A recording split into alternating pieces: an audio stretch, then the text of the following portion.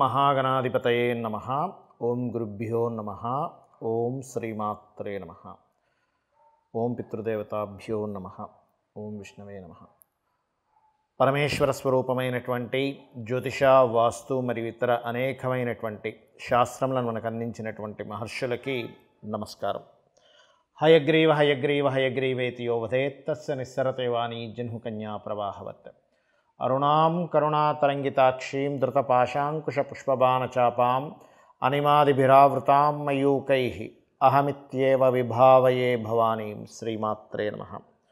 ప్రేక్షకులకి ఆ లలితాంబిక అమ్మవారి యొక్క అనుగ్రహము మరియు ఆ పితృదేవతల యొక్క అనుగ్రహం పరిపూర్ణంగా కలగాలని మనస్ఫూర్తిగా కోరుకుంటూ మనం ఈరోజు వార ఫలితాల్లో గ్రహాలు ఎక్కడెక్కడ స్థితి పొందున్నాయి, ఈ వారం ప్రత్యేకంగా ఎండింగ్, ఈ సంవత్సరానికి తెలుగు ఆంగ్ల సంవత్సరానికి ఎండింగ్, ఆంగ్ల సంవత్సర నూతన సంవత్సరానికి స్టార్టింగ్, ఈ దీంట్లో ఉన్నాం. అంటే ఫస్ట్ వీక్, ఆంగ్ల సంవత్సరంలో ఫస్ట్ వీక్ ఏమిటి, ఈ సంవత్సరం ఉన్నటువంటి గొప్పతనం ఏమిటి, అలాగే అంటే ఈ వారం, ఈ సంవత్సరంలో ఈ వారంలో ఏ ఏ రాసుల వారు ఎటువంటి విషయాల్లో లబ్ధి పొందనున్నారు, ఏ విషయాల పట్ల జాగ్రత్త వహించాలి, మరియు అదేవిధంగా మీరు చేసుకోవాల్సినటువంటి దేవతా ఆరాధన ఏమిటి, పితృదేవత ఆరాధన ఏమిటి. ఎందుకంటే 31వ తేదీలో మీకు మఖా నక్షత్రమై 1వ తేదీ పొద్దున్న వరకు ఉంటుంది మఖా నక్షత్రం. కాబట్టి ఈ మఖా నక్షత్రానికి అధిష్టాన దేవత ఎవరు, ఏం చేసుకోవాలనేటువంటి చెప్తాను. అయితే ఇక్కడ ముఖ్యంగా అందరికీ కూడా నేను చెప్పేది ఒకటే, 31వ తేదీ లేదా 1వ తేదీ పొద్దున్న కానీ మీరు మఖా నక్షత్రానికి అధిష్టాన దేవత పితృదేవతలు అవుతారు. కాబట్టి ఖచ్చితంగా మీరు మఖా నక్షత్రం నాడు, ఈ న్యూ ఇయర్ రాబోతుంది కాబట్టి ఈ న్యూ ఇయర్లో 2024 సంవత్సరంలో మీ యొక్క విష్ ప్రతిదీ కూడా ఫిల్ఫిల్ అవ్వాలి అంటే ఇప్పుడు గోచారంలో మనకి గురుచండాల యోగం అంటే గురురాశిలో రాహు సంచారం జరుగుతుంది. కాబట్టి ఖచ్చితంగా అందరూ పితృదేవతలకు చేసుకోండి, దేవతా స్వరూపంతో సహా. ఆ పితృదేవతలు మనం రక్షిస్తారు, ఇది గుర్తుపెట్టుకోండి. అదేవిధంగా మీనంలో రాహువు, కన్యలో కేతువు, చంద్రుడు సింహరాశి నుంచి తులారాశి వరకు సంచరిస్తాడు ఈ వారంలో. కుంభంలో శని ఉన్నాడు మనకి. అదేవిధంగా ధనస్సులో రవికుజులు ఉన్నారు. వృశ్చికంలో శుక్రుడు, బుధుడు వక్రించున్నాడు. ఈ యొక్క గ్రహస్థితిని అనుసరించి ద్వాదశ రాశుల వారికి ఎలా ఉండబోతుందనే విషయాలు ఇప్పుడు మనం తెలుసుకుందాం. ధనస్సు రాశి, ధనుర్లగ్నము. ధనస్సు వారికి కనుక చూసుకున్నట్లయితే 31వ తేదీ నుంచి 6వ తేదీ వరకు ఉన్నటువంటి గ్రహస్థితి ఎలా ఉండబోతుంది ఏమిటి అని చెప్పి చూసుకున్నట్లయితే ప్రధానంగా 31, 2వ తేదీ మధ్యాహ్నం వరకు ఉన్నటువంటి గ్రహస్థితి ఏదైతే ఉందో మీకు పర్టికులర్గా విదేశాలకి వెళ్ళడానికి, అదేవిధంగా ఎనీథింగ్ క్రియేటివ్ రిలేటెడ్ సంబంధించిన విషయాల్లో ఇన్వెస్ట్మెంట్స్ చేయడం ద్వారా లబ్ధికి యోగం చూపిస్తుంది. అదేవిధంగా ఫ్రెండ్స్ ద్వారా ఏదైనా సహకారం, ఫ్రెండ్స్ విదేశాల్లో ఉండే ఫ్రెండ్స్తో కొంత కలయిక లేనట్లయితే మీ యొక్క సంతానాన్ని విదేశాలకు పంపించడానికి చేసే ప్రయత్నం ఏదైతే ఉందో ఈ సమయం మీకు గ్రహస్థితి అనుకూలంగా ఉంది. ఇక 2వ తేదీ మధ్యాహ్నము 3, 4 తేదీలు కనుక చూసుకున్నట్లయితే ప్రాపర్టీస్ కొనుగోలు చేయడానికి, కొత్తగా ఏదైనా నేర్చుకోవడానికి, ఎడ్యుకేషన్ రిలేటెడ్ సంబంధించిన అంశాలలో మీకు ఒక మంచి దిశానిర్దేశానికి ఇది ఒక మంచి సమయంగా చెప్పుకోవచ్చు.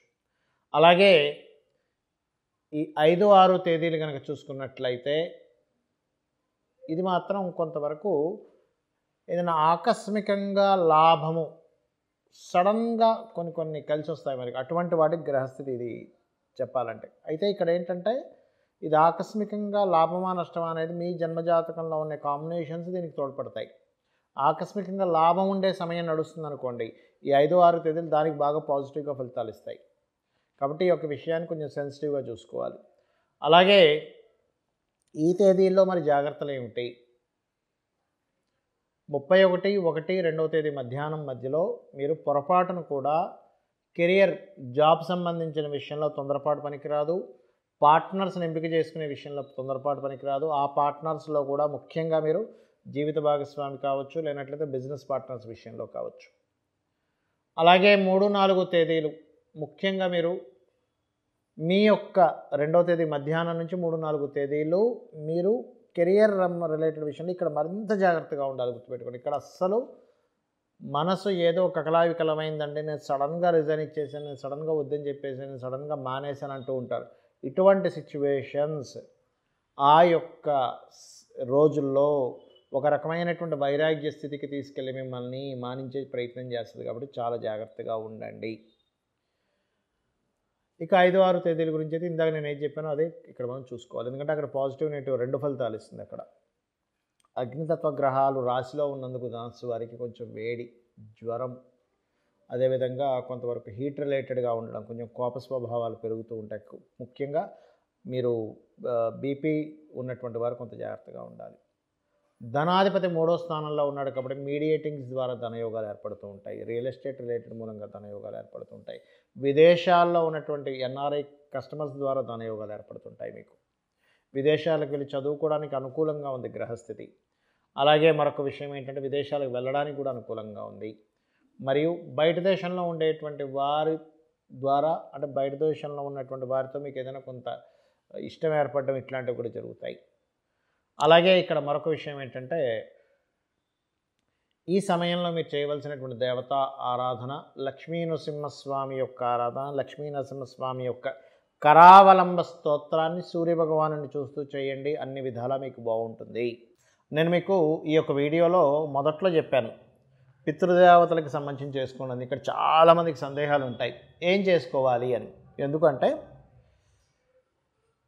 మనకి లలితా సహస్రనామాల్లో అమ్మవారు చాలా స్పష్టంగా వసిన్యాది వాగ్దేవతలు చెప్పడం జరిగింది. ఏమిటి? అమ్మవారు దేవతలకు శక్తినిచ్చేది అమ్మవారే, పితృదేవతల రూపంలో ఉన్నటువంటిది అమ్మవారే అనేటువంటిది.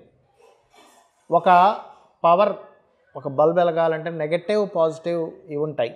అది ఎట్లాగో దేవతా పితృదేవతలు కూడా అంతే ముఖ్యం. అయితే ఇక్కడ ఏం చేసుకోవాలి? చాలామందికి సందేహం ఏంటంటే పితృదేవతలు చేసుకోండి అంటే నార్మల్ పీపుల్ లేమ్యాన్కి బ్లాంక్గా ఉంటుంది, మైండ్ అంతా బ్లాంక్ అయిపోతుంది. ఏం చేసుకోవాలంటుంటారు. సింపుల్గా చెప్తాను చూడండి. ఇప్పుడు మకా నక్షత్రం రోజు మీరు స్వయం పాకం ఇవ్వండి. మీ తండ్రులకి తాతలకి, తండ్రి గతిస్తేనే, తండ్రి గతించకపోతే కాదు, మీ తాతలకి ముత్తాతలకి, లేదా తండ్రి లేరండి పలానా 60 ఏటో 70 ఏటో అతను ఇదైపోయారు, మీకు ఒక 30 40 ఉంటాయి ఆ టైంకి. అలా ఉన్నప్పుడు పితృదేవతల కోసమని స్వయం పాకం ఇవ్వండి. 31వ తేదీ కానీ మధ్యాహ్నం, లేదా 1వ తేదీ పొద్దున కానీ. ఒకటి. రెండవది తర్పణము అంటారు. ఇది అమావాస్య రోజు ఇస్తే మంచిది. ఈ మొత్తం ఈ సంవత్సరం 5 నెలల పాటు చేయాల్సిన పనులు ఇవన్నీ కూడా మీరు నల్ల నువ్వులు తీసుకొని ఇట్లా దక్షిణం వైపు పెట్టి ఇట్లా వదులుతారు తర్పణం, వాళ్ళ పేర్లు చెప్పి అలా వదలడం చేయండి. రెండవది. ఇక మూడవది ఏమిటంటే కాకికి, మీకు దగ్గరలో కాకులు ఉంటే చేయండి, లేకపోతే ఏదైనా ఒక ప్రాణికి కనీసం రోజుకు ఒక ముద్ద మీరు అన్నం తినేటప్పుడు పక్కన పెట్టండి. ఆ ముద్దను పక్కన పెట్టడం చాలామంది చేసే మిస్టేక్ ఏంటంటే అన్నంలోనే పట్టేస్తారు. అలా పెట్టకూడదు ఎప్పుడు కూడా.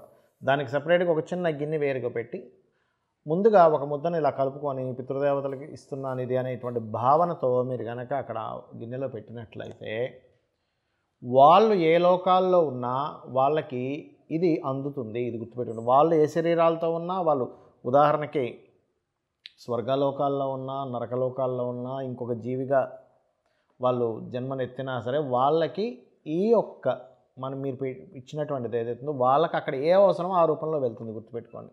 వాళ్ళకి ధనం అవసరం అది ధనం రూపంలో వెళ్తుంది, నీరైతే నీరు రూపంలో వెళ్తుంది, ఫుడ్ అయితే ఫుడ్ రూపంలో వెళ్తుంది. ఇది గుర్తుపెట్టుకోండి.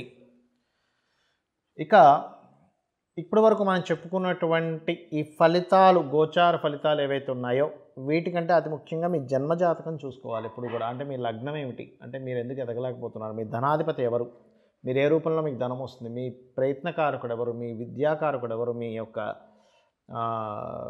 ఏమంటారు ఏ డైరెక్షన్స్లో ఉంటే బాగుంటుంది, మీ సంతాన అభివృద్ధి ఎలాగా, మీ యొక్క జీవిత భాగస్వామితో ఉండేటువంటి రిలేషన్స్ ఎందుకు చెడుతున్నాయి, అసలు మీకు వివాహం ఎప్పుడవుతుంది, అనవసరంగా ఏమైనా సడన్ ఇన్సిడెంట్స్ ఏమైనా ఉన్నాయా, లైఫ్లో మార్పులు ఏమైనా ఉన్నాయా, ఇన్వెస్ట్మెంట్స్ ఎందులో చేయాలి, ఎప్పుడు విదేశీ యోగం ఉందా లేదా, జాబ్లో బాగుంటుందా లేకపోతే వ్యాపారాల్లో బాగుంటుంది, ఈ అంశాలన్నీ కూడా మీ యొక్క జన్మజాతకంలో ఉంటాయి. అందులో ఇంక్లూడింగ్ మీ యొక్క మహాదశ ఇప్పుడు ఏం నడుస్తుంది, ఇప్పుడు ఏం చేయాలనేటువంటిది. అయితే ఇక్కడ మీకు సందేహం కలుగుతుంది ఏమంటే ఇవన్నీ మన జాతకంలో ఉంటాయి, మనం ఎందుకు గోచార ఫలితాలు చెప్పుకుంటున్నామని.